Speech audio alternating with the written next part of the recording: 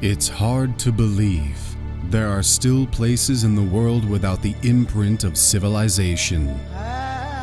For those in the Sepik region of Papua New Guinea, the availability of life-saving medical care is nearly impossible, except for one amphibious airplane.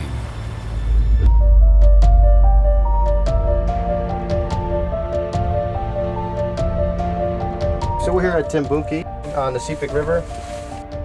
There's a snake bite patient.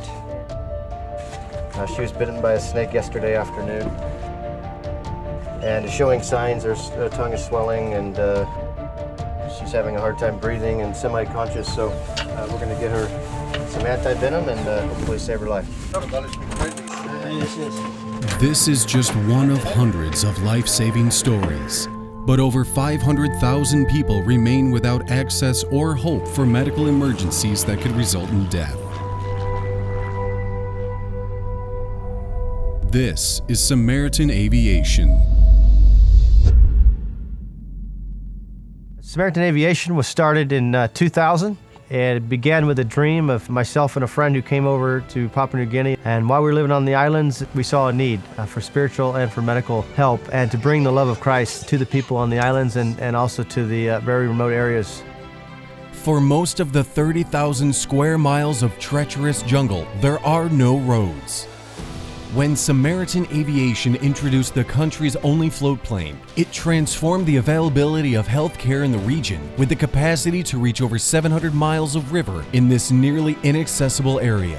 We have one hospital in this area for 500,000 people, and 80% of them are anywhere from 3 to 5 days away. That's where the float plane comes in. Operating as the only viable rescue aircraft in the province brings revolutionary medical care to the extremely rural villages. And we're able to service 37 aid posts and clinics along the Sepik River and basically provide access and hope. Delivering medicines, vaccines, and supplies to the remote aid posts provide treatment for deadly diseases like malaria and tuberculosis, as well as prevention of pediatric ailments such as parasites and measles. Samaritan Aviation offers these services at no cost to the tribal people, who have little to no means of accessing help. Maternal and infant mortality rates are among the highest in the Asian Pacific region, and the ability to reach medical care via a 1-hour flight rather than days in a canoe is truly life-changing. For Samaritan Aviation, it allows for meaningful relationships to develop as they actively reveal the love of God to the villagers. And so for us, it's about spending time with the locals, getting to know them, who they are, and really just pouring into them. The mission of Samaritan Aviation is to serve both the physical and spiritual needs of the New Guinea people, with a focus on community development. Fulfilling the call, which is to empower the Papua New Guineans, really just to give them the tools that they need to be successful and to share Christ successfully here.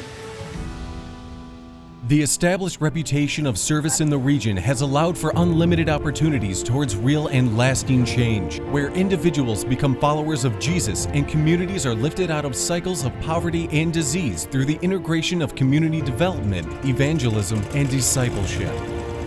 Training them to then train other villagers, and that's the kind of thing that excites me, to be able to hopefully be in 50 villages in the next 5 years and to be transforming communities. That's really what Samaritan Aviation has been called to do. And we have a tool, a float plane. It's so awesome that we can be the hands and feet of Samaritan, but you know, we can't do that without continued support from you. Because you save lives. You save one life, you are saving the nation. And so I just want to say thanks and also say please, continue to support us.